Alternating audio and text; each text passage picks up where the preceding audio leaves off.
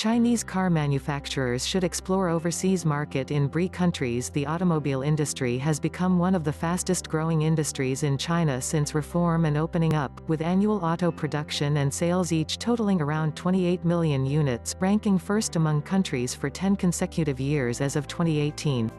Chinese car brands have seen a remarkable rise, with their sales accounting for more than 40% of China's total car sales. Yet Chinese car brands have so far failed to achieve a high degree of internationalization, with limited overseas investment and cooperation.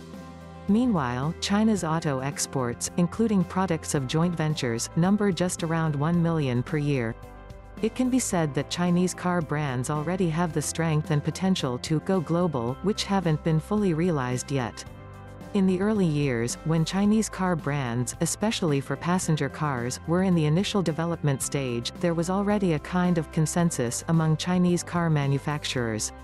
They believed that the European and American markets were high-end and mature, with stringent standards and sophisticated quality requirements, and thus entering these markets would represent extraordinary product quality, brand reputation and competitiveness. However, successive trials by Chinese car manufacturers to enter Western markets have seen repeated defeats, with no substantial progress recorded so far. By contrast, in some newly emerging markets, including those along the routes of the Belt and Road Initiative (BRI), Chinese car manufacturers have made some breakthroughs, with Chery Automobile, Geely Automobile, Great Wall Motors, Photon Motor and Yutong Bus being the pioneers of the industry. However, on the whole, Chinese car manufacturers' participation in the BRI is quite limited and is short of forward-looking and systematic planning, so their actual presence in BRI countries doesn't match China's status as a major automobile producer. Aside from focusing too much on entering developed markets and facing setbacks, the super-large scale of the domestic auto market, which has been growing really fast, has always been the biggest market of strategic importance and top priority for Chinese car makers. In the meantime, the general consumption level is limited in countries and regions along the BRI routes, where markets are underdeveloped, and there are many objective obstacles in product standard regulations, testing and certification. All these factors have affected the global operations of Chinese car companies. From the perspective of the market, the current domestic automobile market is on a downward trend as growth tends to stall while competition becomes unprecedentedly fierce. Market diversification and internationalization of companies have become inevitable choices. In this sense, it is increasingly essential for Chinese car manufacturers to explore overseas markets. More importantly, results of the early exploration by Chinese car makers under the BRI show that Chinese car brands can meet local market demand in countries and regions along the BRI routes.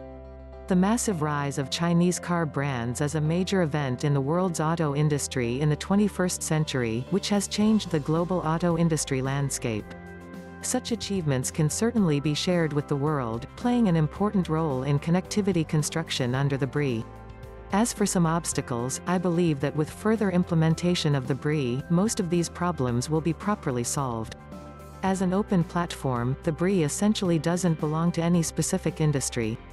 Various industries could develop in full swing within the BRI framework as long as they conform to the principle of achieving shared growth through discussion and collaboration.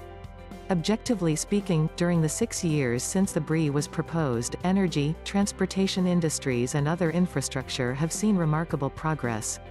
But if we just assume that the BRI is only a stage for the construction of energy and other infrastructure, that's an incomplete understanding. The construction of the BRI is a system that all industries, including automobiles, should make use of to make a difference. In particular, automobiles are a broad category that covers not only passenger cars but also buses and trucks, which are used in production. They are an important part of transportation and logistics systems. I believe that once road infrastructure has been improved in countries along the BRI route, and after the basic connectivity framework is formed, cars, as an important transportation tool, will gain more acceptance by the public. Just like air transport and railways are considered large arteries, road transport and vehicles are the capillaries of the logistics transport system. At that time, the importance of the auto industry in BRI construction will become increasingly prominent. The author is editor-in-chief of the China Automotive News, BizOpinion at globaltimes.com.cn. Next one Premier Li underlines tax cuts to benefit enterprises, boost market vitality. Chinese Premier Li Keqiang at a symposium on the implementation of reducing taxes and fees in Beijing on May 10, 2019. Photo, Xinhua. Chinese Premier Li Keqiang on Friday called for more efforts to implement tax and fee cuts in a bid to let enterprises enjoy concrete benefits and further boost the vitality of market entities.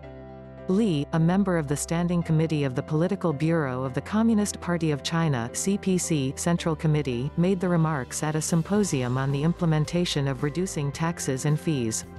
Larger-scale tax and fee reductions are a key measure to improve the business environment and boost the vitality of market entities, which not only contribute to steady economic growth and stable employment but also encourage enterprises to increase investment on innovation and enhance competitiveness, Li said. As a key task for this year, tax and fee cuts have been carried out and are proceeding as expected, Li said, demanding more efforts to ensure the complete implementation of related policies. At the meeting, several entrepreneurs shared their opinions and made suggestions on tax and fee reductions.